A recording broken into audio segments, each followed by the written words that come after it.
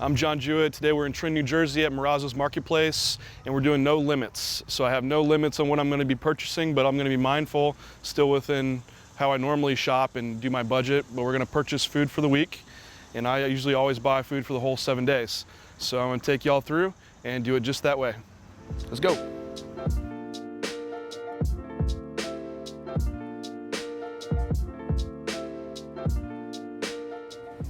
So my plan of attack, usually when I'm coming to the grocery store, is just starting in the produce area.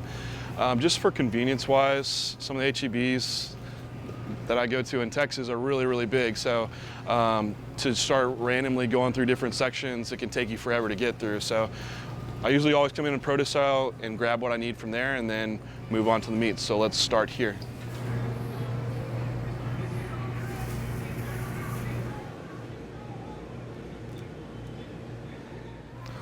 So I really like stuff like this. It's fresh, but it's also been all pre-cut, so it makes my prep just really, really easy. So it's something I'll do have like 2 beef meals, so it's something I can mix in with my beef. I get a variety of color in my vegetables, but also it's not gonna take me a long time to prep. So this is good stuff that I like to find. So one of my meals, we're gonna get into the meat section. One of my meals is fish that I do. I try to do like a fattier fish, so like salmon, I like tuna also. They don't have a lot of fish selection day. Usually I would buy for the entirety of the whole week, but so I'm just gonna buy for a few days, and it means I might have to stop back in and get some more, but I'm doing a mix. So I'm gonna get a couple salmons and then also some tuna. The salmons are farm raised. Ideally, if the wild cut's available, that's what I would like to pick. The tuna is wild cut, so that just kind of caught my eye and what I would like to do anyway. So I just grabbed for 3 days worth.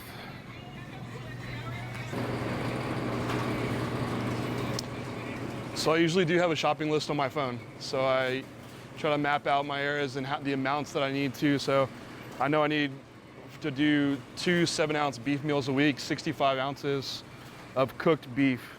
So about 4 pounds, which I like doing top round, your round cuts, your loin cuts. Those are always your leanest cuts of meat. Grass-fed would be ideal. I look through here, and sometimes you'll just find like the ground grass-fed beef, and typically it can be 90-10 or even less and higher in fat. So even though it is grass-fed, I don't want to do like such a high fatty cut of meat, so it still will have a lot of saturated fats in it. But they do have a really good deal on top round London broil. It's $2.99 a pound, which kind of catches my eye just because I am budget mindful regardless of when I shop. I'm not frivolous by any means, but they're really thick, and I think they would be harder to cook.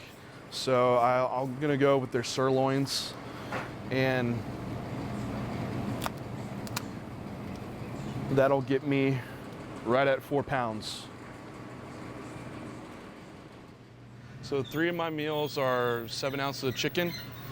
When that's 7-ounce cooked weight, so I need 160 ounces of raw. So I've talked about this in past videos, but if you're measuring in cooked weight, you can take your total cooked weight, divide it by 75, and that'll give you an estimate of what you need in raw weight. So you usually have about a 25% weight loss just from water.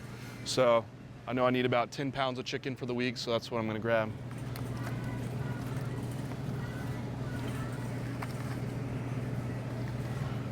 These kind of range from like a pound to 1.5 pounds a piece. They are nice because they're thin sliced, so it makes it really convenient to cook pretty quickly. And actually, best practice is probably put your meats like in one side of the cart so you're not dripping all over like your produce or your fresh stuff. So I'll put mine like towards the back of the cart. It's the lowest part of the cart, so and put all my other stuff separate away from it. Okay. Let's go get some eggs. So I don't do a lot of milk in general. I will, since I'm in the off season right now and trying to get a lot of calories in, I've started using some cereal, and we're gonna go grab it here in a minute, just out of just ease of eating and trying to get food volume in. But I'm not gonna eat my cereal with water. I've done that in the past to be so strict, and I realize you don't need to be that strict anymore. So I'll do just like the almond breeze, almond milk, the unsweetened. It's another 40 calories. Then you're also getting some calcium, vitamin D as well. But it's what I'll use for my cereal. So for my eggs, I typically have been doing 3 whole eggs a day. Out of the selection here, the only ones that I would usually choose would be the pasture-raised eggs. So those are actually, have to have chickens that can roam naturally and eat more of their natural diet, so it does change the fatty acid content in it. Any type of cage-free, you see like the brown eggs or just your normal white eggs. For being cage-free, you don't really know what that really means. So, the differences between those eggs, it's not drastic. And the brown eggs, it really just depends on the breed of chicken that it was laid in, so it doesn't really change the nutritional content. So for that, I just go with, usually the cheapest ones if that's the case. But like I said, if there was pasture-raised, I would choose those. So I need 24 eggs for the week. Well, actually 21, but we're gonna buy 24. So we'll go with the extra large eggs, just because they're higher in protein, 7 grams of protein per egg. One thing I do need is peanut butter, and I usually do cream of rice for one meal. I'll mix the peanut butter in with it.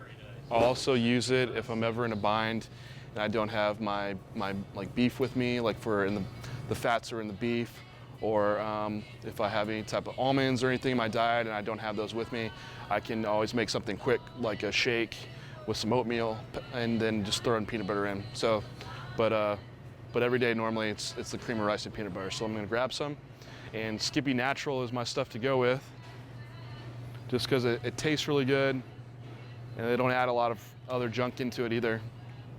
So picking up some of my grains that I do. So one is gonna be cream of rice. And with cream of rice,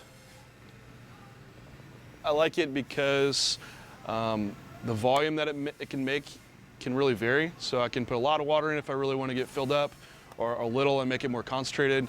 But the amount of cream of rice you can eat is a lot more than oatmeal, especially when I'm in the off season. So I'll use this, but I'm also going to grab some oatmeal as well, because I'll use it for shakes if I'm running low on time and I can't eat a whole solid meal. And sometimes I'll actually sit and make the oatmeal too if I want some variety. So, and I'll just do quick oats because they mix a lot easier in my shakes. And the old-fashioned oats, I end up having to chew them and they stick to my shaker bottle, so I'll go with the quick oats in that case. So I grabbed my almond milk earlier, so I need to get my cereal to put in it. I go with rice checks. For one, rice just always digests really well with me. And then for 100 grams of this, it's about 85 grams of carbohydrates, which 100 grams of Chex cereal, I can eat it so fast, and so it makes it really convenient, but also it's just rice. So it's, I'm not having a bunch of added sugars, or I'm not getting Cocoa Puffs or something that has a bunch of chocolate and other stuff in it too.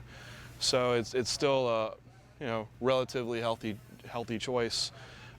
And for 23 grams of carbs, it has 2 grams of sugar, so it's not a significant amount to really worry about. I can do this for breakfast sometimes, or I'll even make it post-workout and do it with that meal. A lot of it depends on time too. Sometimes if my meals are starting to get close together, I'll do this just to get something quick in. Okay, so one thing that I will grab since I'm in this aisle is I do sauerkraut. And I will put it on my beef meals. For one, it tastes really good and it gives a good flavor to it. Normally I would try to get sauerkraut from a refrigerated area that hasn't been canned or using any type of heat to seal it, because sauerkraut's a fermented food, so it does have some natural probiotic in it, good bacteria, and if you're in the canning process, it kills a lot of that off. So if you can find one that's been cold and not use the same type of heating process, that would be the best choice to go with. But for now, since this is what we have, we'll go with it. So I'm gonna pick up some fruit. A lot of the fruit that I do pick is all frozen. A lot of the fresh, since I usually try to go to the store once a week, if I get that much fruit for the whole week, a lot of it might go bad on me. So frozen makes it really convenient, but there's not an issue as far as nutrient value to your frozen foods. A lot of them are getting shipped in anyway, so they're picking them early. If there is like if you've grown locally or something, that's a little bit different if you could get something that fresh. But frozen fruit, still, there's no issue with going nutrition-wise. So the ones that I usually pick, I'll try to go with fruit mixes so I get a variety. So I like the berry blend that I found here.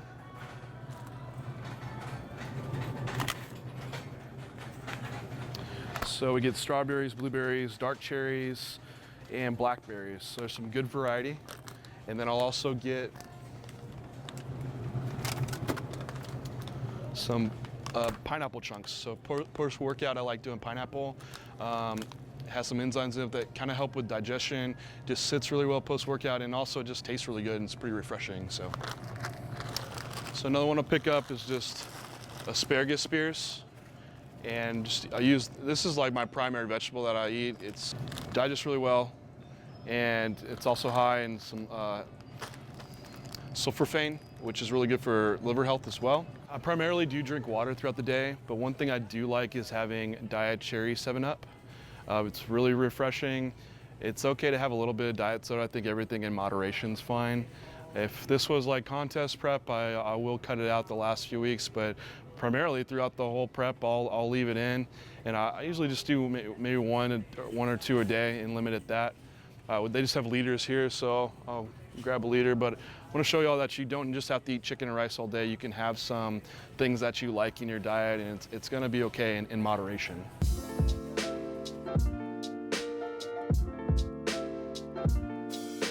So for condiments, I mainly stick to mustard and ketchup. I'm pretty basic as far as that goes. Mustard, has no calories in it, and you're very minimal in sodium. So I'll grab just a classic yellow mustard, and usually if I get bored with this one, I might change it up and grab like the horseradish mustard or something else for variety. Then I also like the Heinz reduced sugar ketchup. It's pretty minimal in calories, and it's really nice to have ketchup in your diet. It's something that I really enjoy. So I'll put these on my rice. It's really weird, but that's what I like. So cold pressed coconut oil. And another fat that I do like to have in, and it's hard to find sometimes, is macadamia nut oil. It's really high in monounsaturated fat, which is one of the main fats that you want to be consuming high in your diet. It's good for heart health. It also has a really good nutty taste, and it's great as a topping on food, or even putting in your shakes is really good too. So I'm gonna grab some seasonings while I'm here. So I need something for my chicken, my salmon, and then also my beef. For the fish, I just got a fish rub, so it has some lemon, paprika in it, some orange juice powder, just something that'll be kind of citrusy and has a little bit of sweetness, so that'll be good. On the salmon, the one I always go with for my chicken is the Grill Mates, the roasted garlic Montreal chicken. Has a good flavor. I guess I should probably address sodium since people are kind of wondering, and I will have some sodium in my diet, and I think it is the balance between how much sodium you're consuming, but also your potassium, magnesium, and so it's not just the focus on sodium. So if you're eating more potassium, magnesium, it kind of offsets it too. So, but this is mainly the only direct sodium source I'm going to have. I don't salt my foods or anything like that. And then I need my hamburger seasoning, which will go with the Steakhouse onion burger. So that one should be pretty tasty. So my primary carbohydrate source is jasmine rice. It just digests well. I can eat a lot of it. So grab some to add in with a few of my meals. So finished shopping, our total was $180.41. So that is about a week's worth of food for me. Some of the stuff that I had to buy today, it's stuff that's gonna last me longer than a week, so I normally wouldn't spend that every time on my shopping trip. Typically for a normal week, I spend about $125 to $150, and that's about normal. If I do have to pick up some other items, then it could get a little higher, but this was a little higher than what I normally would spend. We are in the kitchen. Did my no limit shopping. We have all the food laid out here for us. My veggies, my grains, condiments, and all my meat. So now we can get to cooking and lay out some meals for y'all. So for the meat choices, we're gonna have 3 chicken meals, 1 fish meal, and 2 beef meals. So if we're starting out, since it'll cook pretty quick, I'm gonna start with the fish. So we'll do tuna. I'm gonna save my salmon for my other days. We're just gonna pan sear it, flip it on both sides. And this is one you could still leave. You can leave medium rare. You wanna cook it till it's a little flaky, but you don't want it to get too dry, so you can leave it a little pink in the middle.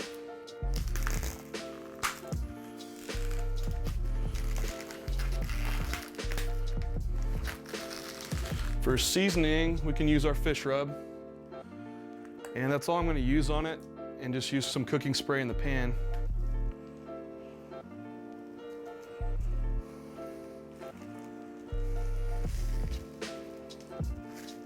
So for the sirloin steak that I got,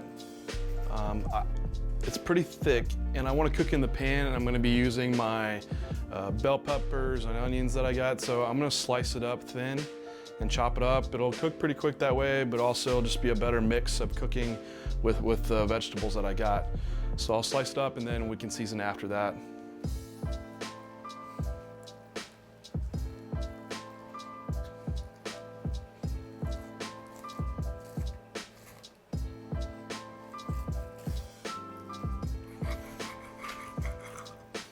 And just a tip, if you have scissors, that'll work a lot better than you're using a knife.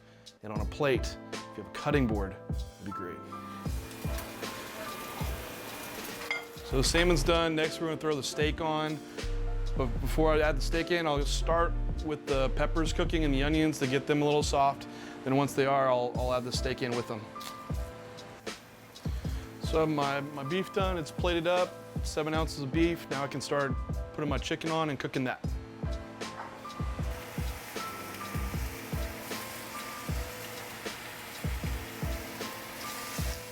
So while my chicken's cooking, I went ahead and covered it so it'll cook a little quicker. I do have my food thermometer, so I'll keep checking it throughout and make sure that we get up to 165 degrees so it's cooked adequately. While that's cooking, I'm gonna go ahead and start on my cream of rice. I've been eating this every day for 1 meal. I do 100 grams of carbohydrates from it, which if you weigh it out, it's 120 grams of cream of rice. We can just measure it too. It's about 3/4 cup of cream of rice. And the water can be tricky on this one because once you cook it, it keeps cooking. Once you bring it out of the microwave, if you stir it, it'll keep getting thicker. So right when you pull it out, it could still look a little watery, but just stir it and it'll thicken up. And if you are gonna be adding in extra stuff like protein powder or peanut butter, that's gonna change the consistency too. So usually your protein powder is gonna thicken up your cream of rice. So I try to make mine a little bit thinner to begin with. Let's cook some eggs. So I'll do 3 eggs with my last meal for the day. I'm gonna crack them in the pan and just scramble them up and cook them that way.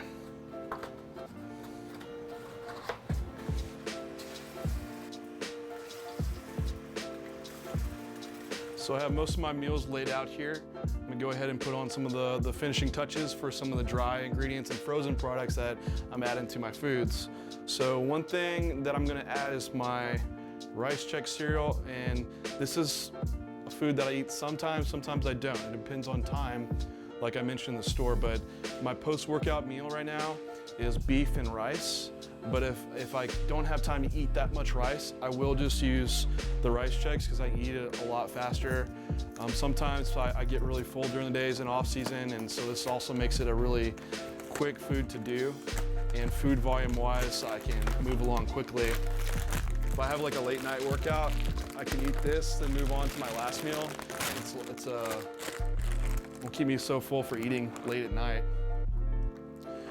And I'll do a cup of cereal.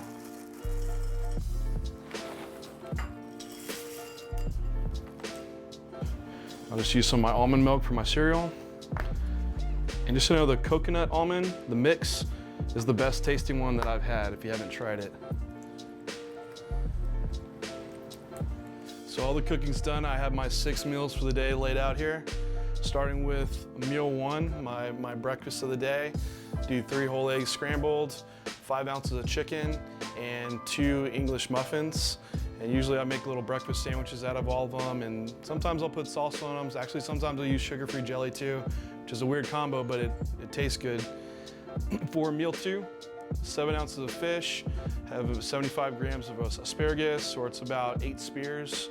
I have my 120 grams of cream of rice with 75 grams of berries, and then I also added 2 teaspoons of coconut oil for some fats to that meal.